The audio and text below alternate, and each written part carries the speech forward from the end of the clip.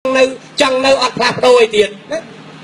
កលេសាពេញទឹកពេញដីតិចទៀតខ្ញុំប្រចាំងឯកសារខ្ញុំសរសេរផ្ទាល់ដៃហើយមានឯកសារជាតិនិងអន្តរជាតិបងប្អូនគ្រាន់តែឃើញឯកសារអត់មានមកភូតភោគហោះទេហើយអ្នកដឹកនាំត្រូវញញឹមមានសេចក្តីថ្លៃថ្នូរពេលនិយាយគេអត់ត្រូវបំបាយបំបាក់ខ្មែរហើយយើងថាស្មារតីមិនច្បាប់រដ្ឋធម្មនុញ្ញប្រជាប្រដ្ឋទទួលបាននៅព័ត៌មានពិតអត់លំអៀងស្មារតីគ្នាស្មើមិនបើទូរទស្សន៍14ផុសខ្លួនឯងទាំងអស់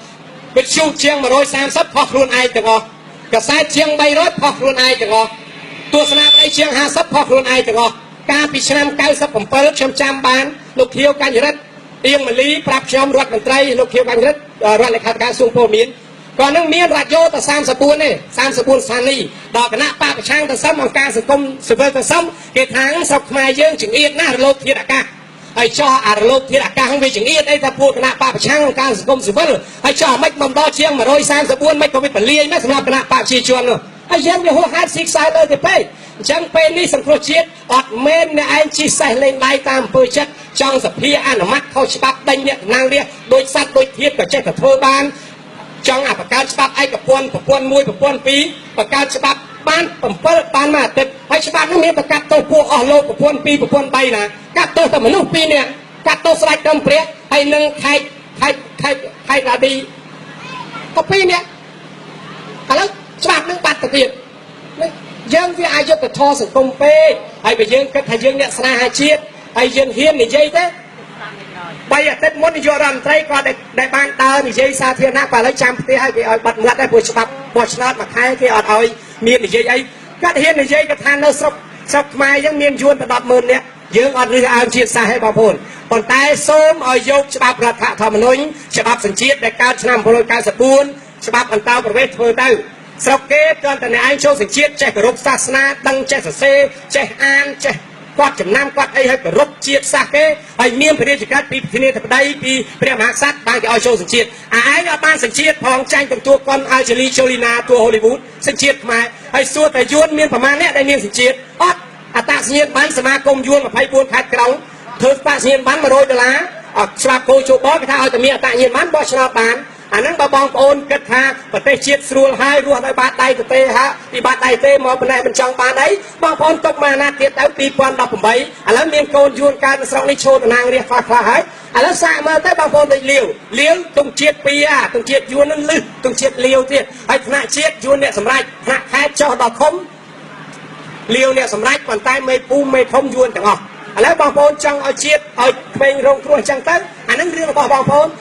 បោះឆ្នោតឲ្យគណៈបកមួយយួនចូលស្រុកប៉ុន្តែបងប្អូនបោះឆ្នោតឲ្យគណៈបកអ្នកប្រជាធិបតេយ្យគឺថាខ្មែរយើងនៅក្រៅប្រទេសច្រើនណាស់ណានេះជាចំណុចដែលខ្ញុំចង់បង្ហាញវាហ្វាក់បើនិយាយ1ម៉ោងទៀតក៏វាខាតពេលសម្រាប់ឲ្យបងប្អូនបានមើលភាពយន្តហើយនឹងរំលែងសប្បាយប៉ុន្តែជួនកាលបើយើងយកភាពសប្បាយក្នុងកំណោទុកនៃការក្បត់ឧត្តមគតិខ្លួនយើងដោយសារតែយើងដោះចំណងឃ្លានខ្លាចខ្លៅនឹងអត់បាននឹងហើយអ្នកផ្ដាច់ការអ្នកកុម្មុយនីសគឺគេអត់ចង់ឲ្យសិទ្ធិសេរីភាពស្មើគ្នាទេណាគឺគេចង់ឃើញតែគេនឹងប្រហែលជាគេកសាងពីជាតិមុនមកសន្សំកុសលហើយបានមកដល់ជាតិនេះគេមានឡានគេមានវិឡាគេមានអីប្រាក់ខែប្រមាណមន្ត្រីរាជការនាយករដ្ឋមន្ត្រី$1400នោះចុះហេតុអីក៏សបើម៉េះនេះរដ្ឋមន្ត្រី$700នោះមកពីគេបើកញូសៀមបងប្អូនអញ្ចឹងយើងត្រូវកែតម្រង់អាការបើកញូសៀមហ្នឹងដើម្បីយកមកឲ្យភាពសុចរិតឲ្យខ្មែរចេះស្រឡាញ់គ្នាដោយមិនយកខ្មែរណាជាសត្រូវណានៅប្រទេសគេគណៈបកប្រជាធិបតេយ្យបោះឆ្នោតខែវិច្ឆិកាថ្ងៃទី4កន្លងទៅ2012បារ៉ាក់អូបាម៉ាខាងរដ្ឋាភិបាលកាន់អំណាចហើយគេបោះមកអាណត្តិទៀត4ឆ្នាំទៀតហើយរំនេះបេក្ខជនប្រធានាធិបតីរបស់គណៈបកសាធារណរដ្ឋគណៈបកគេមាន5ប៉ុន្តែទូចមិនដែលបានគេយកតែ2ទេដល់គេបោះទៅអូបាម៉ានេះគេឃើញបេក្ខជនប្រធានាធិបតីរបស់គណៈបកសាធារណរដ្ឋរំនេះហ្នឹងគាត់និយាយអំពីគោលនយោបាយឯកភាពជាតិគេអាណិតប្រជាពលរដ្ឋអាណិតចាស់សេដ្ឋកិច្ចគេដើរយ៉ាងម៉េចនយោបាយការទូតអន្តរជាតិយ៉ាងម៉េចធ្វើឲ្យមនុស្សមានគុណធម៌ចេះជួយគ្នាគេមានសេដ្ឋកិច្ចវាចម្រើនហើយតើអាចទៅជួយប្រទេសនៅអាហ្វ្រិកឬក៏នៅស្រុកខ្មែរនៅប្រទេសណាដែលផ្ដាច់ការបែបគេគិតចឹងដល់ពេលបារ៉ាក់អូបាម៉ាគេអត់មានទៅវាបហារំនេះទេគេថាណាបងប្អូនមើលសំបីគណៈបកប្រឆាំងក៏គេលើកគោលនយោបាយត្រូវដែរឥឡូវបងប្អូនមើលទៅបងប្អូនចេះដឹងបងប្អូនតាមព័ត៌មានហើយព័ត៌មានអាមេរិកកាំងគឺព័ត៌មានគេអត់មានក្រសួងព័ត៌មានត្រួតទៅរដ្ឋាភិបាលទេតែគេឲ្យលុយពីរដ្ឋាភិបាលទៅឲ្យអង្គការស្ថាប័នឯករាជ្យដូចអាស៊ីសេរីដូច VOA ដូចអីហ្នឹង ធ្វើទៅគេឲ្យលុយទៀតហើយហ៊ាននិយាយពីការពិតហើយគេ CNN Fox ABC ទូទស្សន៍វិទ្យុគេហៅទីនេះទៅប្តីមកទៀតណាអំណាចទី4ឯងកុំថាឡើយដល់អំណាចទី4ទី100ក៏នាយករដ្ឋមន្ត្រីធ្លាប់ថាមិនឲ្យទេអ្នកកសែតហើយកសែតស្រុកខ្មែរខ្ញុំអត់បន្ទោសទេមានមិត្តភ័ក្តិមានអីធ្វើកសែតនៅប៉ោយប៉ាតច្រើនហើយចូលធ្លាប់ជាកូនសិស្សកសែតទៀតគឺថាកត្តាជីវភាពការគម្រាមកំហែងនៃការសម្លាប់អ្នកកសែត12នាក់ហើយពី95មកដល់ពេលនេះគឺស្លាប់ដោយសារគេបាញ់ចោលដោយសត្វដោយធាតុនីតិរដ្ឋភាពគ្មានទោសបីណាមកដល់ពេលនេះគ្មាននរណារយុទ្ធធរឲ្យហ្នឹងដោយសារកត្តាអញ្ចឹងការដែលគ្នាសេព័ត៌មានទៅសេទៅតាមវាធ្លាក់ចូលទៅក្នុងអកតេទាំង4ទៅសេដោយស្អប់ទៅសេដោយល្ងិតល្ងងទៅសេដោយខ្លាចទៅសេដោយស្រឡាញ់កាលណាយើងធ្វើអ្នកកសែតតែឲ្យធ្លាក់ចូលអកតេទាំង4ហ្នឹងហើយគឺថាអត់ឯករាជ្យទេប៉ុន្តែយើងអត់បន្ទោសអ្នកសារព័ត៌មានអត់បន្ទោសមន្ត្រីរាជការដែលបង្កអំពើពុករលួយតិចតួចច្រើនតែមករស់ទេយើងបន្ទោសហេតុអីអ្នកដឹកនាំអត់មានឆន្ទៈអត់មានការដឹកនាំតាមបែបបទរដ្ឋបាលសាធារណៈនិងអភិបាលកិច្ចល្អ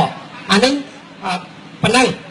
ហើយបងប្អូនតែបើសង្គ្រោះជាតិឈ្នះឆ្នោតមានខ្មែរក្រហមសំរៀងស៊ីអត់មានបាតដៃលាក់ឈាមទេអ្នកស្រុកបារាំងបណ្ឌិតសេដ្ឋកិច្ចជិះយន្តហោះពីព្រឹកពីបារាំងមកធ្វើការនៅយូយ៉កល្ងាចឡើងជិះយន្តហោះទៅប៉ារីសវិញ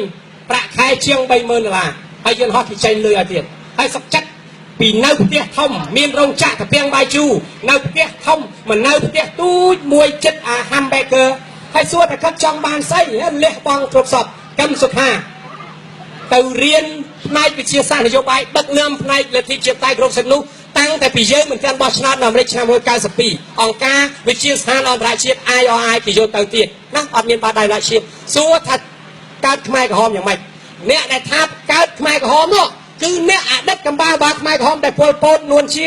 សុនសេនអៀងសេរីតាមចាប់នោះនៅប្រជុំពពាបងប្អូនណាមានអាយុចាប់ពី50ឡើងលើដឹងប្រវត្តិសាស្ត្រហើយតាំងពីតាំងគោក1តាំងគោក2សម័យពលពតតស៊ូដែលចាប់ឲ្យតមុកឲ្យសុនសេនអីទៅសម្រាប់សោភឹមស្អីនៅភូមិភាគពពាហ្នឹងហ៊ុនសែនជាស៊ីមហេសម្រិតហ្នឹងមិនរត់ចូលទៅឲ្យយួនចាប់ដាក់គុកម្នាក់មួយយប់រួចហើយបានគេរៀបនយោបាយចាត់តាំង9កងពលមករំដោះ2ធ្នូ7 2ធ្នូនៅខេត្តកញ្ចេះនៅអីប៉ុន្តែគេមិនអោយបងប្អូនដឹងពីប្រវត្តិសាស្ត្រគេអោយបងប្អូនដឹងថាពី7មករាមកដល់ប៉ុណ្ណេះហើយយួនមានគុណណាស់តើមានគុណរហូតដល់ខ្មែររលាយអស់តែមិនធនធានធម្មជាតិកម្ពុជាមានតែប្រទេសហើយសេដ្ឋកិច្ចទៅយួនទាំងអស់សំបីអង្គរអ៊ីឡាញណា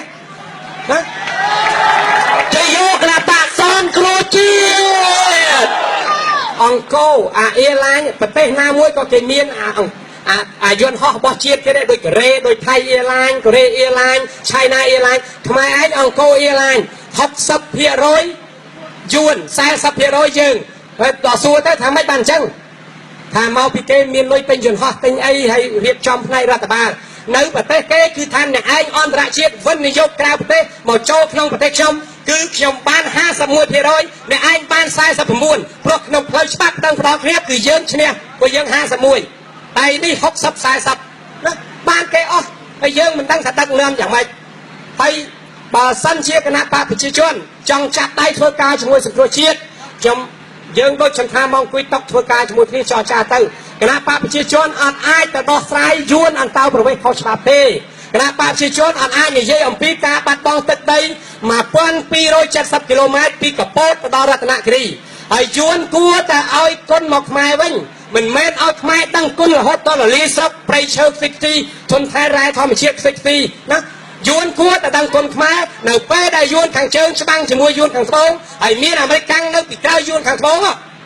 ផ្លូវលំហូរជាមិញដែលសម្ដេចសៀនុឲ្យយួនខាងជើងចូលមកខាងដីខ្មែរព្រោះយួនខាងជើងវាអត់អាចឆ្លងសមុទ្រទៅវាយយួនខាងត្បូងបានទេទៅត្រូវកប៉ាល់អាមេរិកកាំងឡើយអញ្ចឹងសម្ដេចសៀនុឲ្យផ្លូវហូរជាមិញហើយសពគង់ដែលកាន់អង្គរវត្តនេះជាយួនយាកង់មានលុយទិញស្រូវនៅខេត្តតាកែវដើម្បីយកស្រូវទៅឲ្យពួកយួនយាកង់យួនយាមិញមកច្បាំងជាមួយយួនខាងត្បូងណាហើយសម័យសាធារណរដ្ឋ1វាយ3បងប្អូនវាយនឹងចាញ់នយោបាយប្រៃម៉ាគីរបស់អតីតព្រះមហាក្សត្រផងវាយជាមួយយួនយាកង់ផងវាយជាមួយពួកខ្មែរក្រហមដែលជាអតីតកម្មាភិបាលដឹកនាំបច្ចុប្បន្នទៅទៀតអានឹងនិយាយគ្នាប្រវត្តិសាស្ត្រចឹងអ្នកឯងបងជ័យយោប្រជាណាចក្រកម្ពុជាជ័យយោប្រជាប្រដ្ឋខ្មែរអ្នកឯងបំផ្លាញប្រវត្តិសាស្ត្រឲ្យបណ្ឌិត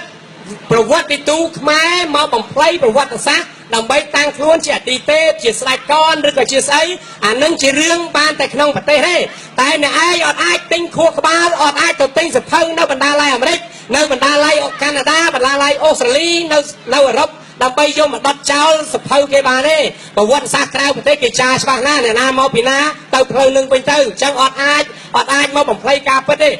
មាន7មករាខ្ញុំអរគុណដែលមាន7មករាខ្ញុំក៏រស់បានប៉ុន្តែហេតុអីបានពេលដែលគ្នាឯងរំដោះបានហើយអង្គការសហជាតិមិនប្រាប់ទេកាកបាទក្រហមអន្តរជាតិមិនប្រាប់ទេវាត្រឹមតែ10ឆ្នាំទឹកឈើទឹកមាសទឹកអីក្នុងវាំងហើយបងប្អូនប្រហែលជាដឹងទៀតកប៉ាល់ចិន4ដឹកសេដ្ឋកិច្ចមកຕົកឲ្យខ្មែរក្រហមនៅក្នុងមុខវាំង4កប៉ាល់ធំបាត់ទៅណាចុះអេលីកុបទ័រអារត់កោសម័យសាធារណៈរដ្ឋសាធារណៈសម័យខ្មែរក្រហមមិនមានទៅណាអស់ព្រៃឈើបង្កើតព្រៃណាំសាបងប្អូននៅនេះណាំសាក5ងាប់ខ្មែរកន្លះលានណាដាក់មានផ្ទុះងាប់ខ្មែរអស់ឈើអស់ហើយទៅទៀតមាសក្នុងវាំងមាសប៉ែនសវណ្ណដែលដាក់ក្រោមផ្ទះប៉ែនសវណ្ណដែលប៉ែនសវណ្ណគេចាប់ដាក់គុកដោយលោកហ៊ុនសែននិងសាយពូថងតើមាស12តោននិងពេជ្រ5កំប៉ុងទៅណាហើយយើងនិយាយគ្នាត្រង់យួនយកសេកស៊ីអស់យើងវាអត់ដឹងប្រវត្តិសាស្ត្រគេបំភ្លៃហើយសួរថានៅពេលហេតុនៅឯងមករំដោះហើយចាំដល់10ឆ្នាំសូវៀតដួលរលំដោយកណ្ដាប់ដៃអមេរិកណាទាន់តែត្រីភាគីសែលោកសឹមសានជាសម្ផនវាយចរចាគ្នាបង្កើតកិច្ចព្រមព្រៀងហើយយួននឹងរដ្ឋាភិបាលរដ្ឋកម្ពុជាសម័យសាធារណរដ្ឋគេអត់ទទួលស្គាល់ក្នុងអង្គការសហប្រជាជាតិទៅទៀតបើអញ្ចឹងអាសម្ពាធនយោបាយបង្ខំចិត្ត